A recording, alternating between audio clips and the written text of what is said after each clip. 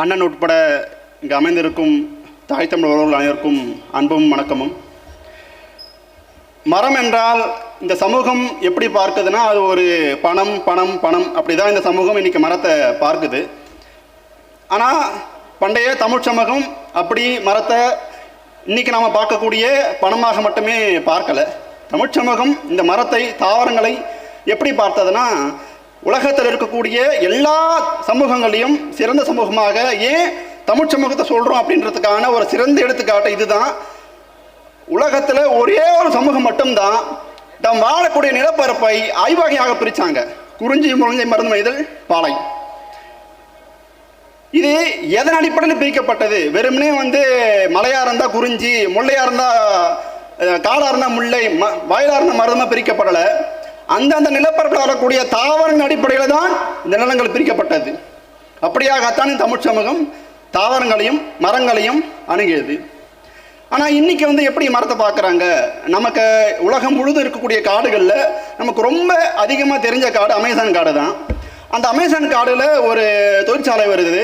ஏன்னா அந்த தொழிற்சாலை வருது அப்படின்னா, அங்கே இருக்கிற காடுகளை அழிக்கிறாங்க. ஒரு பல ஆயிரம் ஏக்கரில் பல லட்சக்கணக்கான மரங்களை வெட்டி, காடை வெட்டி அந்த தொழிற்சாலை அமைக்கிறாங்க. அந்த தொழிற்சாலை அமைச்சு ஏன்டா பண்ண போகிறீங்கன்னா, நான் உங்களுக்கு வேலைவாய்ப்பு கொடுக்குறோம் அப்படின்றாங்க. வேலைவாய்ப்பு கொடுக்குறாங்க. அதன் பிறகும் மரங்கள் வெட்டப்படுது. இப்போ ஏன்டா மரங்கள் வெட்டுறீங்க கேட்கும்போது, இல்லை அந்த தொழிற்சாலைக்கு கறி வேணும்ல, நாங்கள் கறி உற்பத்தி பண்ணுறதுக்கு மரத்தை வெட்டுறோம் அப்படின்றாங்க.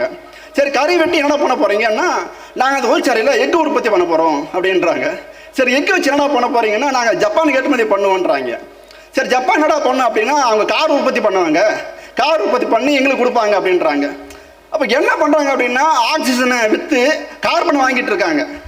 இதுதான் இன்றைக்கான சமூகம் மரத்தை எப்படி அணுகுதுன்றதுக்கான ஒரு சிறந்த ஒரு எடுத்துக்காட்டாக இருக்குது.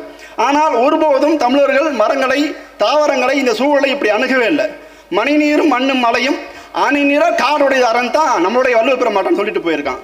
ஆனால் இன்றைக்கி தான், அவன் சொல்லி 2000 வருஷம் ஆயிடுச்சு. ஆனால் இன்றைக்கி தான் இந்த சமூகம் தாவரனை பற்றி, இந்த அணிநிற காட்டை பற்றியே புரிஞ்சிருக்கு. இப்போ 2011க்கு பிறகு ஜப்பான் அரசாங்கம் ஒவ்வொரு ஆண்டும் ஒவ்வொரு பருவங்களையும் அவங்க நாட்டில் ஏற்படக்கூடிய சுனாமி, ஆடி பேரலைகளாலையும் நிலநடுக்கங்களாலையும் பாதிக்கப்பட்டு இருக்கு. அந்த நாடை இந்த பாதிப்பிலிருந்து பாதுகாக்கிறதுக்காண்டி முதல் கட்டமாக தங்களுடைய 400 கிலோமீட்டர் கடற்கரை பகுதிகளில் அணிநிழல் காடுகளை உருவாக்கியிருக்காங்க ஜப்பான் அரசாங்கம். இதே தான் சகாரா பாலைவனத்தில் இருக்கிற, சகாரா பாலைவனத்துக்கு தெற்கு பகுதியில் இருக்கிற நாடுகள் செய்யுது. ஏன்னா அந்த சகாரா பாலைவனம் தொடர்ந்து விரிவடைஞ்சு வந்துட்டே இருக்கு. அந்த சகாரா பாலைவனம் தொடர்ந்து விரிவடைகிறதால அங்கே இருக்கிற மக்கள் தொடர்ந்து அந்த பாலைவனங்களால் பாதிப்பட்டு இருக்காங்க.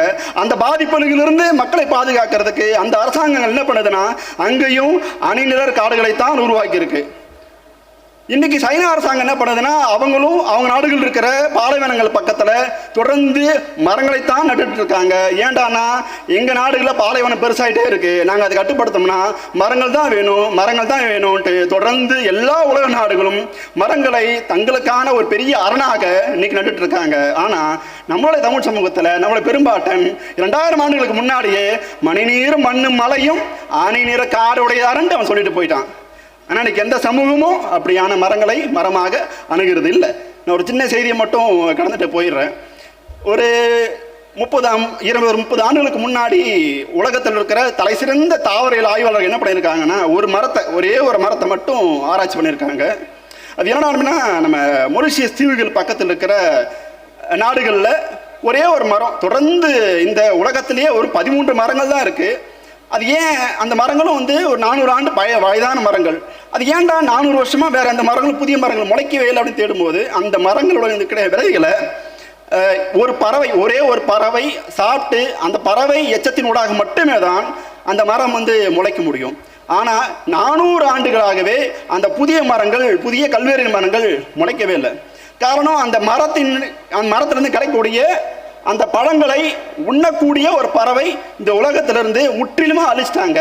அந்த விளைவு என்ன ஆகுதுன்னா, அந்த 400 ஆண்டுகளாகவே புதிய கல்வேரின் மரங்கள் முளைக்கவே இல்லை. ஏன் அந்த மரத்தை குறிப்பிடுறோம்னா, மொரிஷியஸ் தீவு பகுதிகளில் அந்த மரம் தான் அவங்க பண்பாட்டின் ஊடாகவே இருக்கக்கூடிய மரங்கள். அப்படியாகத்தான் நம்மளுடைய மேற்கு தொடர்ச்சி மலை காடுகள்லையும் இங்கே இருக்கக்கூடிய கோவில் காடுகள்லையும் இருக்கக்கூடிய அரிதான பழம்பெரும் மரங்கள் அழிக்கப்பட்டு வந்துட்டே இருக்கு.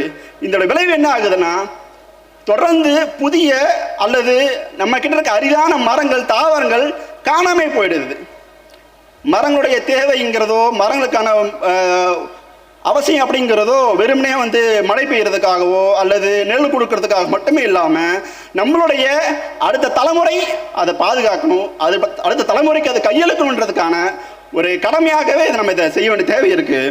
அப்படியாக தான் நான் நம்மாழ்வார் சொல்லி முடிச்சிருக்காங்க. என்னன்னா, நாம சுவாசிக்கக்கூடிய இந்த காற்றோ, நாம குடிக்கக்கூடிய இந்த நீரோ நம்மளுடைய சொத்து கிடையாது.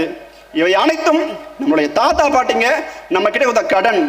இவை வட்டியும் முதலமாக நம்ம அடுத்த தலைமுறைக்கு கையளிக்க வேண்டும் என்ற கடமையை நெஞ்சில் எழுத்துவோம். 2026 படைப்போம் புதிய வரலாறு, நாம் தமிழர். நன்றி. தொடர்ந்து ஒரு திரைப்பட காட்சி. அண்ணன் அவர்கள் இயக்கிய தம்பி படத்திலிருந்து ஒரு காட்சி. அண்ணன் அவர்கள் இன்று நேற்றல்ல